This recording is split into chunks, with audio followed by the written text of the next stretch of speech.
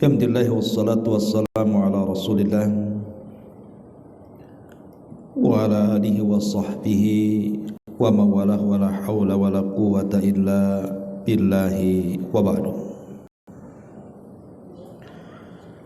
Alhamdulillah, segala puja dan puja hanya milik Allah subhanahu wa ta'ala. Salawat dan juga salam kita hadiahkan kepada Rasul kita Nabi besar Muhammad sallallahu alaihi wa ala alihi wasallam. Baik, kita lanjutkan kajian kita, masih membahas kitab Al-Kabair, dosa besar. Dan pagi menjelang siang ini kita masuk pada bab ke-74, bahwa di antara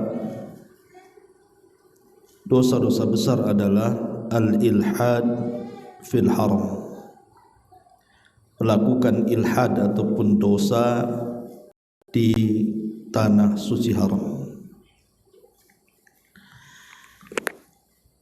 Ma'asyiral muslimat yang dimuliakan Allah subhanahu wa ta'ala,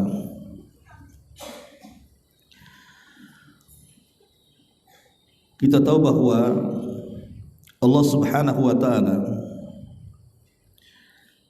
telah menciptakan makhluk-makhluknya dan telah memilih dari makhluk-makhluknya, sebagaimana Allah mengatakan di dalam Al-Quranul Karim, wa yakhluqu ma yasha'u wa yakhtar. Dan Allah subhanahu wa ta'ala telah menciptakan dari sekian makhluknya, kemudian Allah pilih di antara sekian makhluknya. Artinya kalau kita bicara soal tanah di bumi ini, maka ada tanah-tanah yang dimuliakan oleh Allah subhanahu wa ta'ala dilebihkan di antara tanah-tanah yang lainnya. Salah satunya adalah tanah haram. Itu Allah subhanahu wa ta'ala lebihkan keistimewaan dan kemuliaannya dibandingkan tanah-tanah yang lainnya di permukaan bumi ini. Dan kita tahu bahwa tanah haram yang dimaksud di sini adalah Mekah dan Madinah. Itulah tanah suci bagi kaum muslimin, yang paling suci dari seluruh tanah-tanah yang ada di dunia ini. Pertama Mekah, yang kedua Madinah. Makanya dua tempat ini senantiasa dijaga oleh Allah subhanahu wa ta'ala, dan siapapun yang hendak melakukan kerusakan, pasti Allah subhanahu wa ta'ala akan menghancurkan orang-orang yang melakukan kerusakan itu. Contoh dalam sejarah, kita kenal dengan pasukan Abrahatul Asram. Abraha ini salah satu jenderal yang diangkat menjadi raja Yaman oleh kerajaan Najasyi Ethiopia, karena ketika itu berhasil membunuh raja yang sangat zalim namanya Dhunwas dan mengembalikan Najran kepada agama Nasrani di zaman itu. Singkat cerita, Abraha ini membangun sebuah gereja yang sangat-sangat megah di zamannya, dengan tujuan untuk memalingkan manusia tidak berkiblat lagi ke Mekah, tapi dikiblatkan ke gerejanya. Tapi kemudian banyak penolakan dari penduduk Arab ketika Abraham meminta untuk kiblat itu dialihkan dari Mekah menuju gerejanya. Kemudian terjadilah pelecehan terhadap gerejanya yang dilakukan oleh salah seorang kabilah yang dekat dengan haram. sinilah kemudian Abraha marah. Maka kemudian Abraha kemudian membawa pasukan besar yang disebut dengan pasukan gajah, hendak menghancurkan Ka'bah. Ketika kemudian sampai di Wadi Muhassir, tiba-tiba kemudian gajahnya tidak mau bergerak menuju tanah haram, menuju Mekah itu tidak mau. Rupanya Allah Subhanahu wa taala sudah menyediakan kepada Abraha azab yang sangat pedih sekali. Dikirimnya burung-burung laut yang berwarna hitam. Setiap satu burung membawa 3 batu yang sangat panas, kemudian dilempar dari ketinggian dan menghancurkan pasukan Abraha sehancur-hancurnya. Sehingga kisahnya diabadikan di dalam Al-Quranul Karim, alam tara kaifa fa'ala rabbuka bi ashabil fil. Tidakkah kau lihat bagaimana Allah telah memperlakukan pasukan-pasukan gajah itu.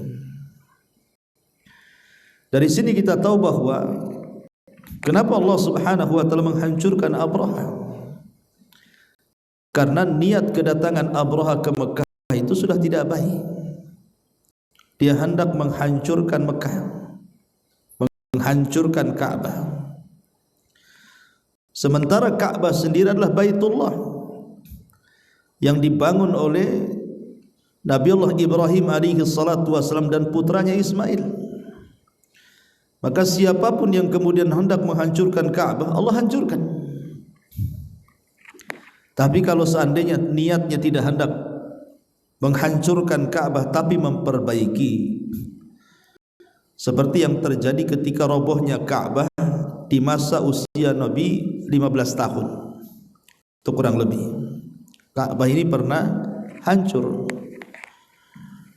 kemudian akhirnya oleh masyarakat jahiliyah diperbaiki, dirobohkan, kemudian dibangun kembali. Lah saat merobohkan Ka'bah tidak terjadi apapun, tak ada burung ababil yang menyerang dan begitu seterusnya, atau azab-azab yang lain, karena niat penduduk Mekah itu bukan menghancurkan tetapi memperbaiki, sehingga tidak terjadi apa-apa. Walaupun ketika pembangunannya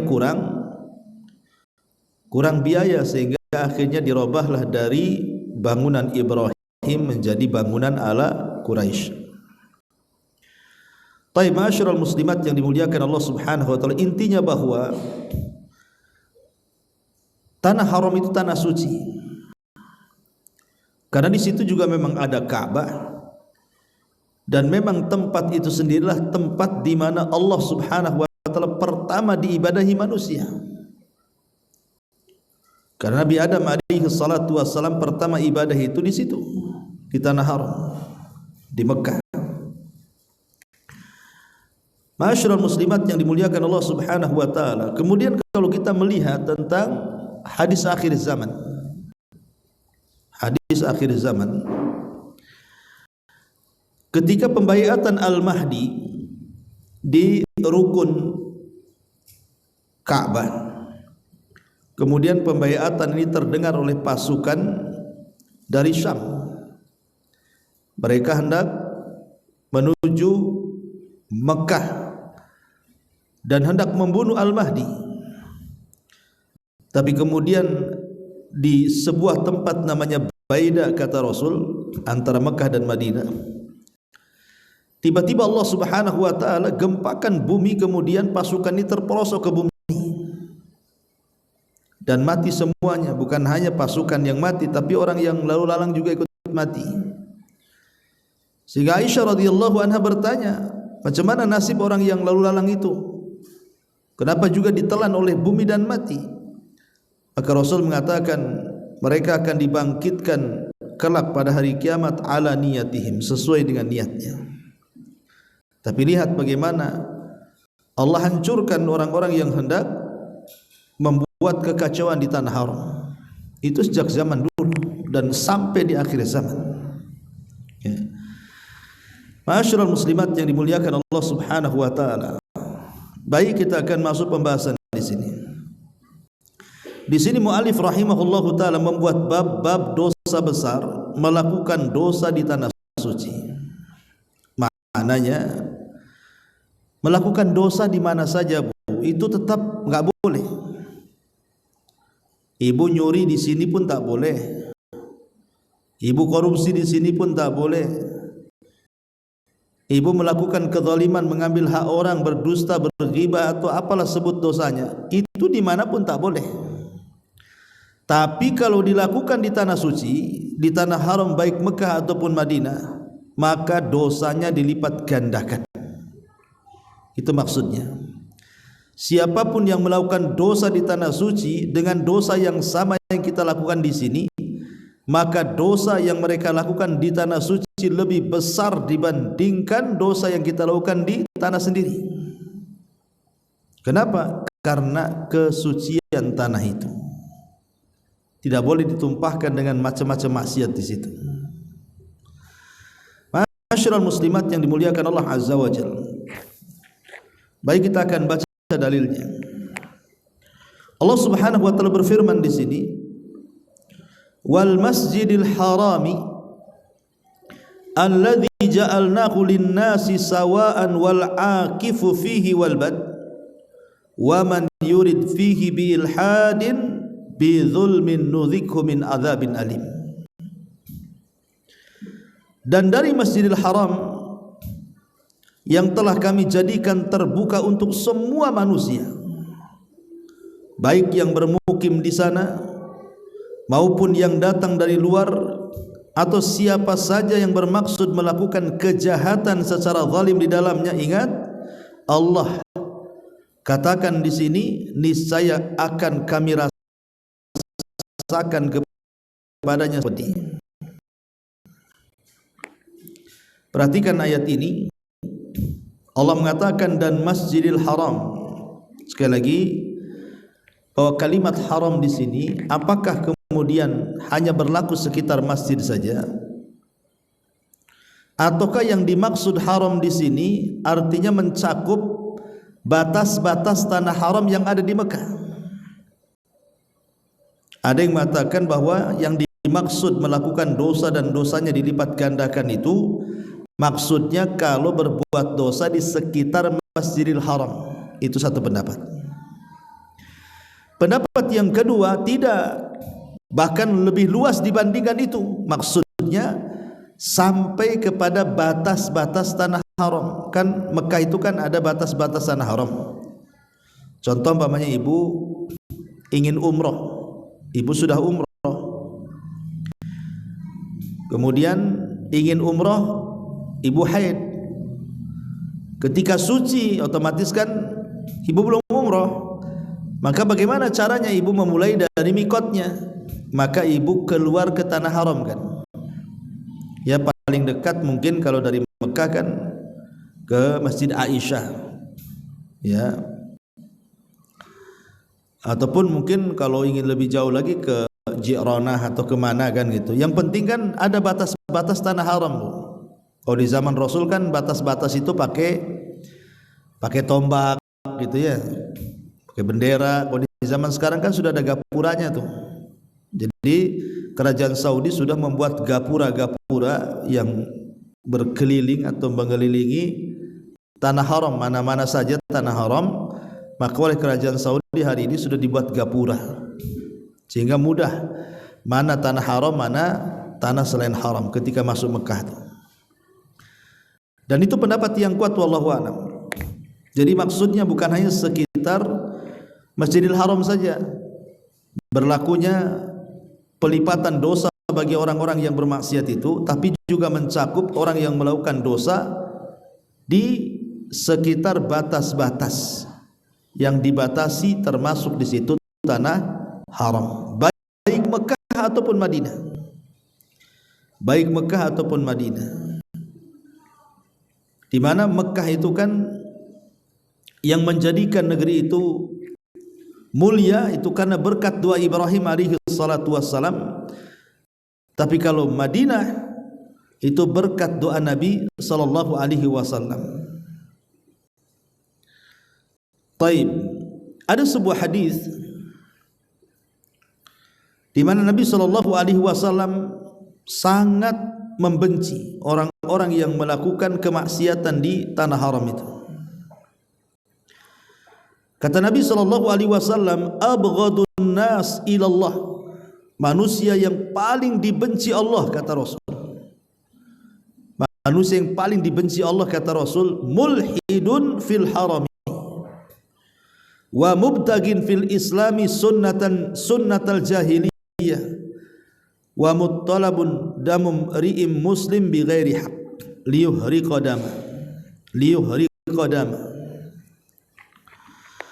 Kata Nabi SAW, manusia yang paling dibenci Allah Subhanahu wa taala adalah yang pertama mulhidun fil haram, orang yang melakukan dosa di tanah haram. Yang kedua, orang yang mencari-cari adat tradisi jahiliyah. Dan yang ketiga, yang menumpahkan darah seorang muslim. Nah, di sini Nabi SAW menjelaskan manusia yang paling dibenci Allah adalah orang-orang yang melakukan dosa di tanah haram. Kalimat ilhad, melakukan dosa di tanah haram, itu maksudnya apa? Karena dalam surah Al-Hajj yang kita tadi baca ayat 25 pun di sini Allah katakan bi ilhadin bi zulmin. Melakukan ilhad, apa itu ilhad itu? Yang dosanya dilipat gandakan itu. Mana ilhad sendiri artinya mail anil haq, ya kan? Berpaling dari kebenaran. Tapi apa maksudnya di sini? Ada yang mengatakan maksudnya kita dilarang melakukan kesyirikan. Tidak boleh kita melakukan kesyirikan di dua tanah suci ini, baik Mekah ataupun Madinah. Dan subhanallah, sampai sekarang kesyirikan itu masih ada. Kalau dulu di zaman jahiliyah, Bu, orang-orang jahiliyah itu banyak menyembah Lata, Uzza, Manat, Khubal atau sembahan-sembahan yang lainnya yang berada di sekitar Mekah, kan, Bu. Lain dulu, lain sekarang. Sekarang sudah dapat hidayah, rata-rata kan orang yang ke sana, kalau orang kita ini kalau tidak melaksanakan haji ataupun umroh, kan, Bu, antara dua itu saja. Kalau kita ke Mekah pasti ingin haji atau umroh. Tapi lihat, ada sebagian orang-orang awam yang berangkat ke sana itu terkadang mereka melakukan kesyirikan. Dengan cara apa? Yang meminta-minta kepada benda-benda mati. Contoh umpamanya meminta-minta kepada makam Ibrahim. Coba makam Ibrahim itu batu yang ada bekas tilas, tapak tilasnya kaki Ibrahim, kemudian dibungkus, nampaklah sekitar Ka'bah itu. Ada juga orang-orang yang kemudian memeluk-meluk makam Ibrahim, kemudian menciumnya, kemudian meminta-minta di situ. La ilaha illallah, ini tidak boleh, kesyirikan. Ini kesyirikan, tidak boleh. Ataupun begitu juga meminta ke kuburan Nabi di Madinah, kan begitu. Mereka ingin masuk ke Raudhah, kemudian mendekat kepada kuburan Nabi, sampai di situ meminta-minta. Tidak boleh kita meminta-minta kepada Nabi, karena yang namanya meminta-minta itu sebuah ibadah. Kata Nabi SAW, idza sa'altallaha, gimana? Apabila engkau meminta, idza sa'alta fas'alillah, idza sa'alta fas'alillah, wa idza sta'anta fasta'in billah. Kalau engkau minta langsung kepada Allah. Kalau minta pertolongan, minta langsung pertolongan kepada Allah Subhanahu wa taala. Jangan menggunakan perantara. Nah, dari sini kita tahu bahwa mana ilhad, ada yang mengatakan kesyirikan. Jangan melakukan kesyirikan. Tetapi ada juga mengatakan tidak. Maksudnya di sini adalah dosa-dosa besar. Dosa-dosa besar. Jadi tidak boleh melakukan dosa-dosa besar di sekitar tanah suci haram, baik Mekah dan Madinah. Perhatikan bukunya. Berkata Yahya bin Abi Katsir dari Abdul Hamid bin Sinan, beliau adalah seorang rawi yang dikuatkan oleh Ibnu Hibban, dari Ubaid bin Umar, dari bapaknya bahwa Nabi SAW bersabda pada waktu haji wada. Apa kata Rasul? Ala inna awliya Allah al-musallun man yukim as-salata wa yasum ar-ramadhan wa yu'ti zakata malin yahtasibuha wa yajtanibul kaba'ira allati nahallahu anha thumma inna rajulan sa'alahu faqala ya Rasulullah mal kaba'ir qala hunna tis'atun asyirku billahi wa qatlu mu'minin bighairi haqqin was-sihru wa firaru yawma zahfin wa aqlu malil yatim wa aqlu riba qadful muhsanat wa uququl walidain wa istihlalul baitil haram qiblatikum ma min rajulin yamutu lam ya'mal haula'il kaba'ir wa yuqimus salata wa yu'tiyaz zakata illa kana ma'an nabiy sallallahu alaihi wasallam fi dari abwabiha masari'un min dhahabin. Nabi sallallahu alaihi wasallam ketika hajjatul wada beliau berceramah, berkhutbah. Laisi khutbahnya Nabi mengatakan, ketahuilah wahai wali-wali Allah, dan wali-wali Allah adalah orang-orang yang selalu melaksanakan salat, yaitu orang-orang yang mendirikan salat, berpuasa Ramadan, membayar zakat dengan hartanya yang telah masuk hitungannya. Termasuk wali-wali Allah adalah menjauhi dosa-dosa besar yang telah Allah larang.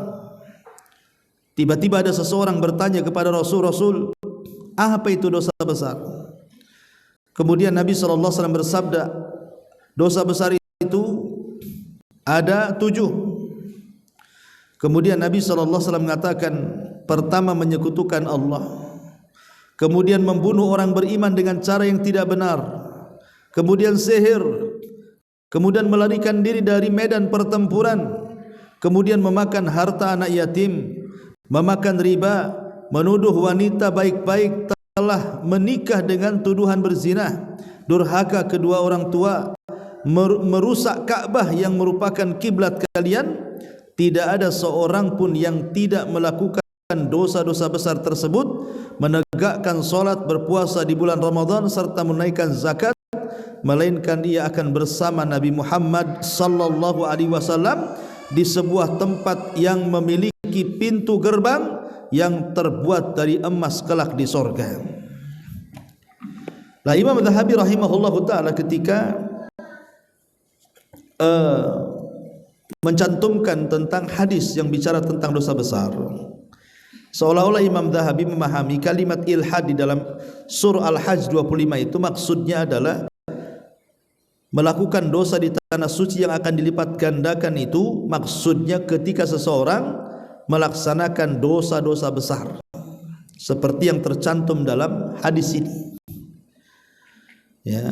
Jadi kalau orang kemudian melakukan kesyirikan ataupun membunuh jiwa, karena kan ada tuh para teroris itu yang sengaja mereka pura-pura masuk ke Mekah, entah ingin umrah atau haji atau jalan-jalan kan, tahu-tahu meledakkan diri di situ. Terkadang korbannya banyak. Ya, dan itu ada orang-orang yang hasad ataupun tidak suka dengan Saudi, akhirnya melakukan bom bunuh diri sekitar Ka'bah, di sekitar Mekah ataupun di sekitar tanah suci. Nah, ini termasuk juga dosanya besar, ya. Ataupun umpamanya melakukan sihir. Makanya alhamdulillah di negeri sana dunia perdukunan itu sudah sangat jarang karena memang diberantas. Tapi di negeri kita ini subhanallah gitu ya, dukun itu makin menjadi-jadi. Bahkan sekarang kasus yang lagi viral, kasus pembunuhan Vina Cirebon ini, Masya Allah, semua komentar dukun-dukun muncul, semua dukun ngeramal dengan telepatinya, dengan pandangan batinnya, ikut mengupas dan menguak siapa pembunuhnya. Nah, kan aneh, mereka sok tahu pula kan itu. Lah orang awam kadang-kadang iya saja kan, Jadi ini dunia perdukunan, dunia sihir, dunia syirik, tak boleh. Lah kalau dilakukan di tanah haram lebih parah lagi. Termasuk firar yaumaz zahfi, lari dari pertempuran, atau makan harta anak yatim, makan riba, menuduh wanita baik-baik pezina, durhaka kepada orang tua, ya, ataupun merobek kehormatan kiblat Mekah dan dosa-dosa besar yang lainnya. Kalau dilakukan di tanah haram, maka dosanya dilipat gandakan. Kemudian mu'alif rahimahullah ta'ala membawakan hadis juga, inna a'dan nasi 'ala Allah man qatala fil harami aw qatala ghaira qatilihi aw qatala biduhuli al jahiliyati. Sesungguhnya manusia yang paling keras permusuhannya kepada Allah adalah orang yang membunuh di tanah suci, atau membunuh bukan si pelaku pembunuhan, atau membunuh karena dendam-dendam jahiliyah. Ya, ini tidak boleh melakukan pembunuhan di tanah haram. Ya, pembunuhan di mana saja tak boleh, tapi di tanah haram lebih lagi. Tapi bagaimana Nabi sallallahu alaihi wasallam mengarahkan di sini bahwa di antara dosa-dosa besar adalah pembunuhan, dan membunuh di tanah haram lebih besar lagi dosanya. Termasuk bukan hanya itu saja, melakukan sesuatu yang tidak diajarkan Nabi, atau bahasa kitanya melakukan bid'ah.